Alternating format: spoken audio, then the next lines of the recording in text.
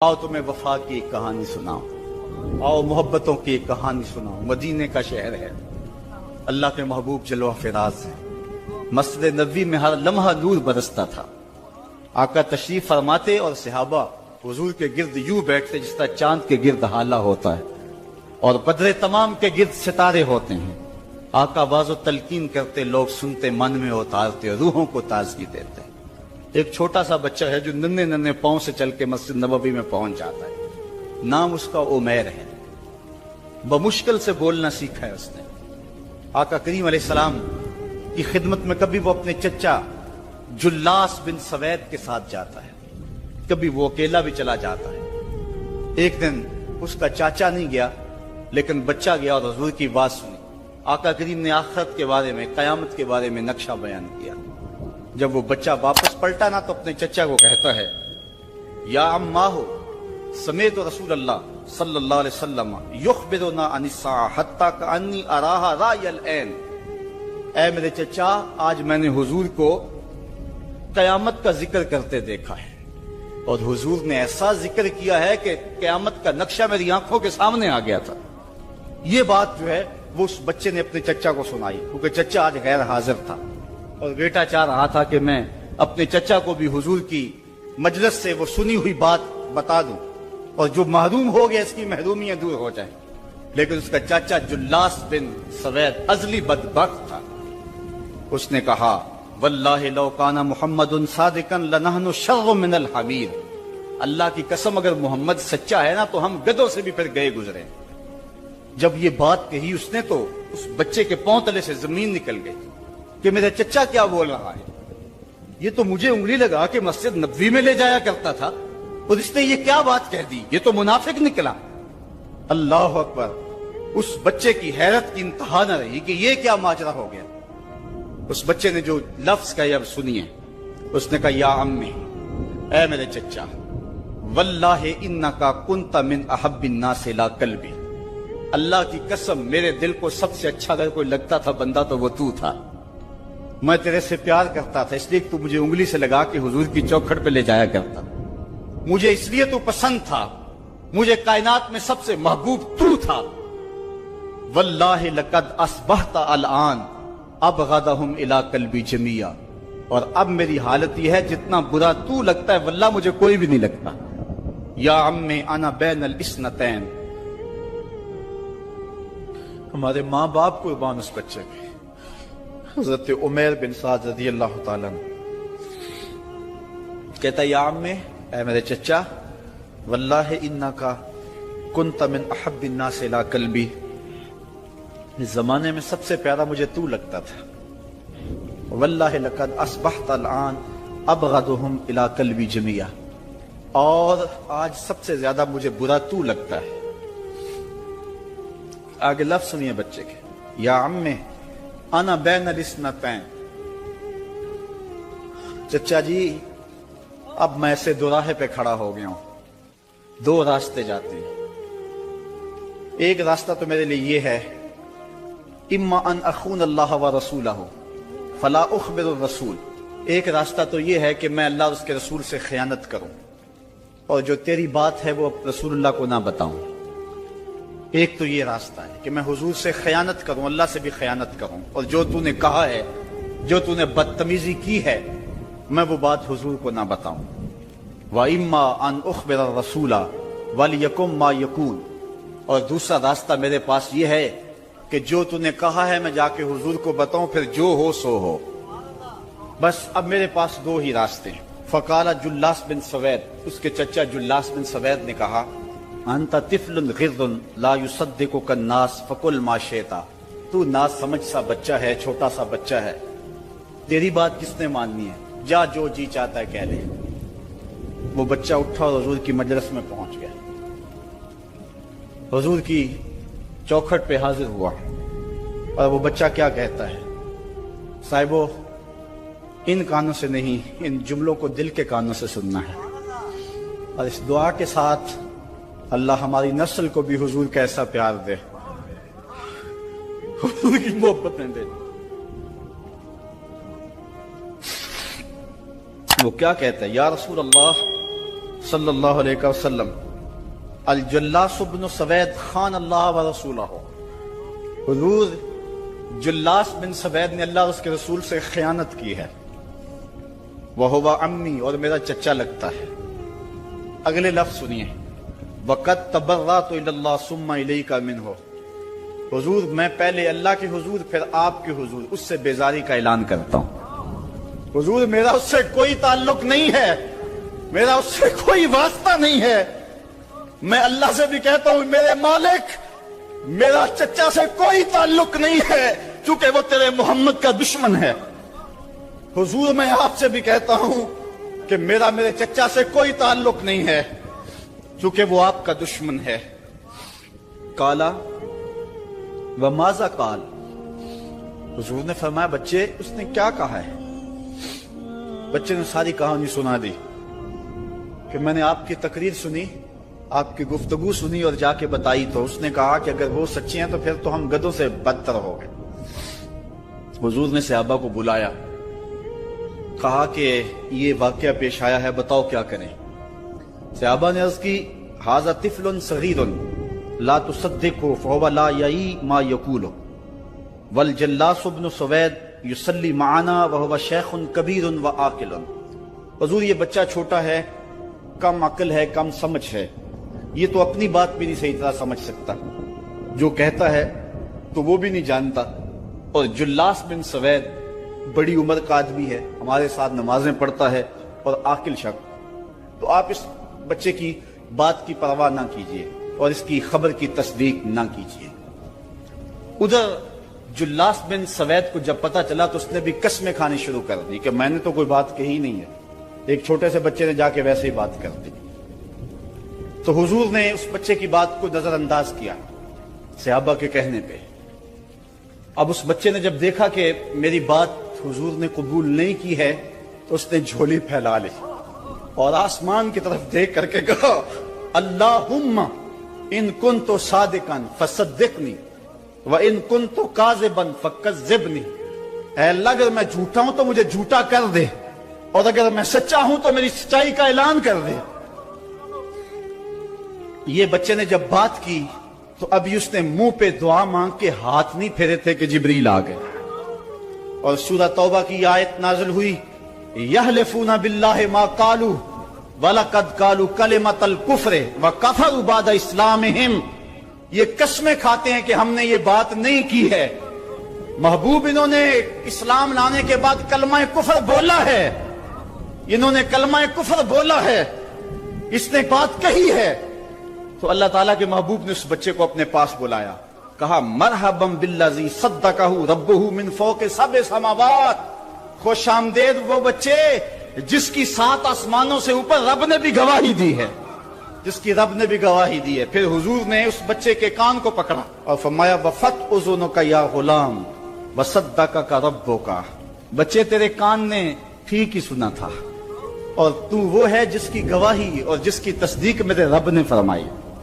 اللہ اکبر۔ حضرت عمر رضی اللہ تعالیٰ عنہ کا دور آیا تو انہوں نے حضرت عمیر بن سعد انصاری رضی اللہ تعالیٰ عنہ کو حمص کا گورنر بنا دیا، اور پھر جب وہ فوت ہوئے تو حضرت عمر روئے، فرماتے کاش کہ میرے پاس عمیر جیسا کوئی دوسرا آدمی ہوتا اور میں مسلمانوں کی محافظت کے لیے اسے مقرر کرتا۔ اللہ اکبر۔ تو حضور علیہ الصلوۃ والسلام کی محبت اور حضور کے ساتھ وفا کا یہ رشتہ اور یہ تعلق اور یہ گہرا ربط اللہ تعالیٰ کی محبت کا بندے کو مستحق کرتا ہے۔ اللہ نے بھری بزم کے اندر اس بچے کو عمیر بن سعد رضی اللہ تعالیٰ عنہ کو جھوٹا نہیں ہونے دیا۔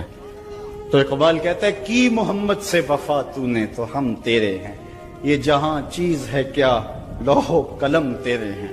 کسی امیر شخص کا نام ہے کیا بدن کے اوپر پیوند لگے لباس پہننے والے وہ فاقہ مست کیا امراء کی فہرست میں آتے تھے؟ ہمیں تو وہ کہانی بھی اسلام کی غربت کی یاد آتی ہے کہ جب احد کے اندر 70 شہیدوں کے لاشیں پڑے ہوئے ہیں تو حضرت صفیہ حضور کی پھپھی اپنے بھائی حمزہ کے لیے 2 چادریں لے کر کے کفن کی آتی ہے، تو حضور علیہ السلام نے فرمایا کہ جس قبر میں حمزہ کو دفن کیا جائے اسی قبر میں مصعب بن عمیر کو بھی کفن دیا جائے اور دفن کیا جائے، اور کہا میرے چچا کے لیے اس کی جو بہن میری پھپھو جو 2 چادریں لے آئی ہے، کہا ایک چادر ہم مصعب بن عمیر کو دیں گے۔ یہ مصعب بن عمیر کون ہے؟ تاریخ پڑھو، کتنی دل آویز تاریخ ہے۔ مکے میں ایک امیر ترین خاتون ہے جس کے بیٹے کا نام مصعب ہے، اور وہ اپنے بیٹے کو اتنا خوبصورت لباس پہناتی ہے اور اتنے خوبصورت خوشبو اور عطر اس کو لگاتی ہے کہ مصعب بن عمیر جن گلیوں سے گزرتے تھے دیر تک وہ گلیاں مہکتی رہتی تھی۔ لوگ کہتے تھے یہاں سے مصعب گزر کے گیا ہوگا اس لیے یہ گلیاں مہک رہی ہیں۔ اچھا، پھر مصعب پہ نظر پڑتی ہے میرے محمد عربی کی، اور مصعب بن عمیر حضور کی زلفوں کا اسیر ہو جاتا ہے۔ ماں کافرہ ہے، جب پتہ چلتا ہے تو اس کا لباس بھی چھین لیتی ہے، سہولتیں اور آسودگیاں بھی واپس لے لیتی ہے۔ پھر وہ وقت بھی آیا کہ مصعب بن عمیر حبشہ کی جانب ہجرت کر جاتے ہیں۔ مکے کے حالات کچھ تھوڑے سے خوشگوار نظر آئے تو وہ حبشہ سے واپس مکے جب پلٹے تو ان کے بدن پہ جو چادر تھی وہ جگہ جگہ سے پٹی ہوئی تھی۔ میرے آقا کریم علیہ السلام نے دیکھا تو حضور کی آنکھوں میں آنسو ٹپکنے لگے۔ کہا یہ وہی مصعب ہے جو اتنا خوش پوش نوجوان تھا کہ میں نے پورے مکے میں اس سے خوبصورت لباس پہننے والا کوئی دوسرا شخص نہیں دیکھا، اور آج میرے مصعب کو پہننے کے لیے جو چادر میسر ہے وہ بھی جگہ جگہ سے پھٹی ہوئی ہے۔ یہ اسلام کی غربت کی کہانی ہے، اور آج احد میں یہی مصعب بن عمیر شہید ہو جاتے ہیں اور ان کے لیے کفن بھی دستیاب نہیں ہے۔ حضور نے کہا جو میرے چچا کے لیے 2 چادریں لائی ہیں ان میں سے ایک کا کفن مصعب کو دے دو نا، اور دوسری چادر سے کفن میرے چچا کو دے دیا جائے۔ اچھا، حضرت مصعب کے لیے بڑی چادر رکھ دی گئی، اور حضرت امیر حمزہ کے لیے جو چادر تھی وہ چھوٹی تھی، اگر سر ڈھانپتے تھے تو پاؤں ننگے ہو جاتے، اگر پاؤں ڈھانپتے تھے تو سر ننگا ہو جاتا۔ حضور نے فرمایا میرے چچا کا سر ڈھانپ دو اور پاؤں کے اوپر اذخر نامی گھاس ڈال دو۔ میں یہ اسلام کی غربت کی کہانی تمہیں سنا رہا ہوں، جب میرے رسول کے چچا کے لیے پورے کفن کا ٹکڑا بھی دستیاب نہیں تھا، اسلام اس وقت بھی عزت پا گیا تھا، اسلام اس وقت بھی ذلیل نہیں تھا، اسلام اس وقت بھی سربلند تھا، اور اسلام اس وقت بھی عزتوں کی مسند پہ تھا۔ یہ اسلام کا وہ دور ہے کہ جب حضور مسجد نبوی سے باہر نکلتے ہیں تو آگے حضرت عمر و ابو بکر رضی اللہ تعالی عنہما کھڑے ہیں، چہرے کے اوپر عجیب اداسی ہے۔ کہا عمر، ابو بکر اس وقت کیوں کھڑے ہو؟ عرض کی حضور بھوک نے گھر میں ٹکنے نہیں دیا، ہم نے چاہا حضور کا چہرہ دیکھ لیں تو کچھ پیاس بجھ جائے، کچھ بھوک مٹ جائے۔ حضور نے فرمایا میرا حال بھی یہی ہے، جس چیز نے تجھے گھروں سے نکالا ہے وہی چیز مجھے گھر سے نکال لائی ہے۔ چلتے ہوئے حضرت ابو ایوب انصاری کے گھر کے قریب سے گزرے،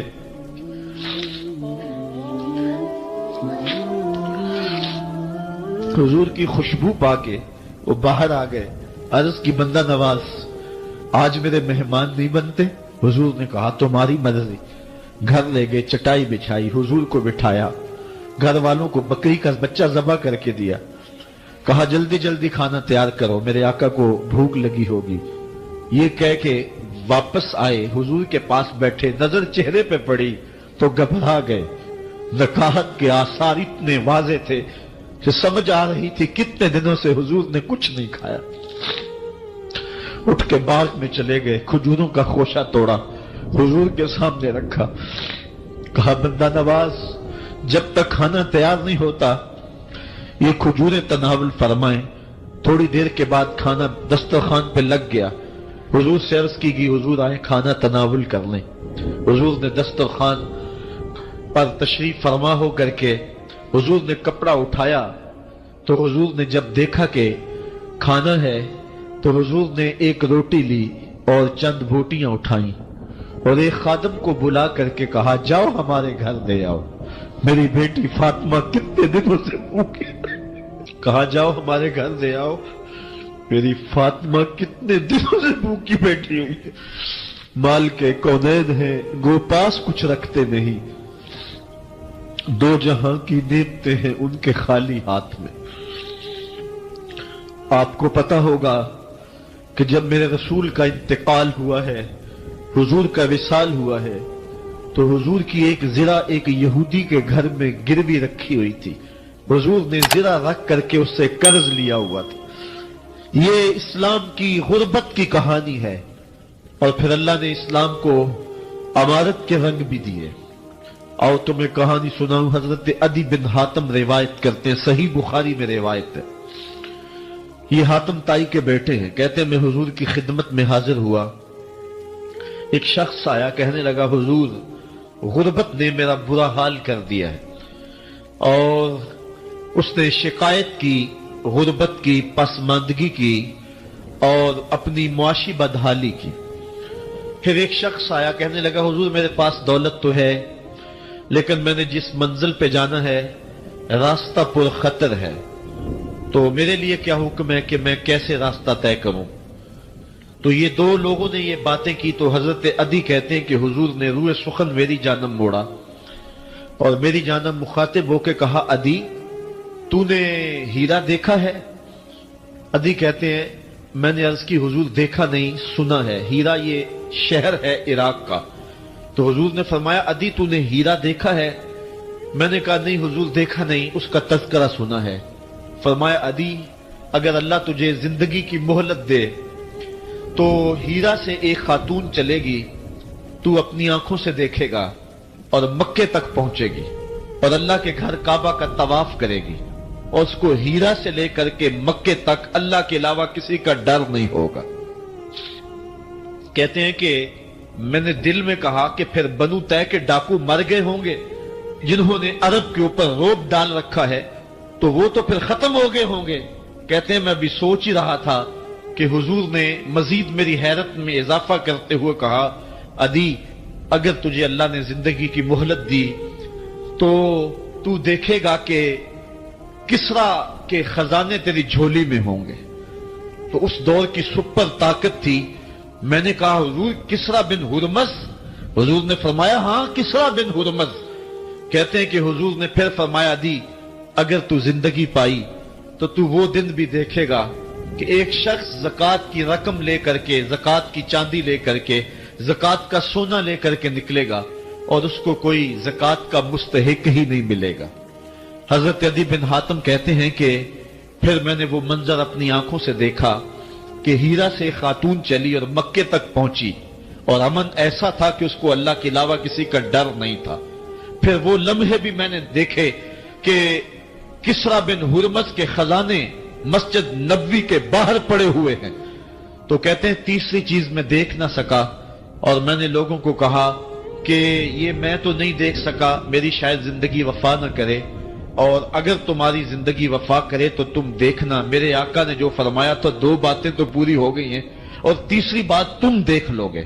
حضرت یحییٰ بن سعید فرماتے ہیں کہ حضرت عمر بن عبدالعزیز کا زمانہ تھا، اور انہوں نے مجھے افریقہ کی جانب زکوٰۃ وصول کرنے کے لیے بھیجا. میں وہاں سے زکوٰۃ وصول کی، اور پھر میں زکوٰۃ لینے والے مستحقین کو ڈھونڈنے لگا. تو کہتے مجھے کوئی مستحق نہ ملا. پھر میں غلام پکڑتا اور اس کے پیسے دے کے اس کو آزاد کرواتا چلا جاتا. حضرت عمر بن عبدالعزیز کا زمانہ ہے کہ گورنر ہے عراق کا. وہ حضرت عمر بن عبدالعزیز کو لکھتا ہے کہ اتنی رقم ہے، اس کا کیا کرنا ہے. تو عمر بن عبدالعزیز کہتے رقم لے کے یہاں نہ آنا، وہاں عراق کے لوگوں میں بانٹ دو، جو زکوٰۃ کے مستحق ہیں ان کو تقسیم کر دو. تو گورنر لکھتا ہے جو مستحق ہے ان کو دے دی، اب کوئی مستحق نہیں رہا تو میں کیا کروں. تو حضرت عمر بن عبدالعزیز کہتے ہیں جو مقروض ہیں ان کا قرض اتار دو. تو کہتے ہیں کہ ہاں قرض بھی میں نے اتار دیا ہے، رقم پھر بھی بچ رہی ہے، کیا کروں. تو حضرت عمر بن عبدالعزیز نے پھر لکھا جو شخص شادی کرنا چاہتے ہیں ان کا حق مہر ادا کر دو. میں نے کہا کہ وہ بھی کر دیا ہے، رقم پھر بھی بچ گئی، اب کیا کروں. تو حضرت عمر بن عبدالعزیز نے مجھے لکھا کہ جو غیر مسلم ہیں جنہوں نے ٹیکس دیا ہوا ہے، جتنا ٹیکس دیا ہے اس سے دگنے پیسے ان کو قرضے میں دے دو، اور ان کو کہو جاؤ اس کا کاروبار کرو، کھیتی باڑی کرو، اور ساتھ انہیں یہ بھی کہہ دینا قرض کی فکر نہ کرنا، اور زیادہ اس میں پریشان نہ ہونا، جب دے سکو گے دے دینا. یہ دور بھی پھر اسلام نے دیکھا اور یہ گھڑیاں بھی دیکھی جب چیتھڑے پہنے ہوئے تھے، جب پیوند لگے لباس پہنے تھے، جب پیٹ میں ڈالنے کے لقمہ بھی نہیں تھا. اللہ کا دین اس وقت بھی غالب تھا. اور جب گلیوں کے اندر ریشم بکھرا ہوا ہوتا تھا، کوئی اٹھانے والا نہیں تھا، دین اس وقت بھی غالب تھا. دین کا غالب ہونا یا نہ ہونا، اس کا تعلق جو ہے وہ مال و دولت سے نہیں ہے. اقبال کہتا ہے کہ زوال بندائے مومن کا بے زری سے نہیں، مومن کا زوال بے زری سے نہیں ہے، بلکہ اس کا سبب کوئی اور ہے. وہ سبب ڈھونڈنا ہے کہ ہم دنیا میں رسوا ہو کے کیوں رہ گئے، ہم زمانے کے سامنے تماشا کیوں بن کے رہ گئے. آج نبی کی امت پوری کائنات میں رسوا ہو کے کیوں رہ گئی. آج ہمارا تماشا دیکھا جا رہا ہے. آج بھوکے کتوں کو ہماری بےشمار بہنوں کے اوپر چھوڑا جا رہا ہے اور اس کا تماشا دیکھا جا رہا ہے. کیا ہم نے یہ دن بھی دیکھنے تھے؟ ہم نے سراغ لگانا ہے. دولت کی قلت اور کثرت یہ ثانوی چیزیں ہیں. ہم نے تاریخ میں دیکھا ہے ہم کبھی مالی طور پہ کمزور تھے، رسوا نہیں ہوئے. اور ایک روایت حضرت سلیمان بن سرد رضی اللہ تعالی عنہ سے مروی ہے. کہتے ہیں کنت جالسا مع النبی صلی اللہ علیہ وآلہ وسلم، میں حضور علیہ السلام کی مجلس میں بیٹھا ہوا تھا. دو لوگ تھے، وہ آپس میں الجھ رہے تھے. ان میں سے ایک شخص کا چہرہ غصے سے سرخ ہو گیا، رگیں پھولی ہوئی تھی اور ایک دوسرے کے لیے سب و شتم کا ماحول پیدا ہو گیا تھا. اللہ کے رسول صلی اللہ علیہ وآلہ وسلم نے ارشاد فرمایا میں ایسا کلمہ جانتا ہوں کہ اگر یہ کلمہ پڑھ لیں تو ان کا یہ غصہ زائل ہو جائے گا، ان کی جو کیفیت ختم ہو جائے گی. اور وہ کیا ہے؟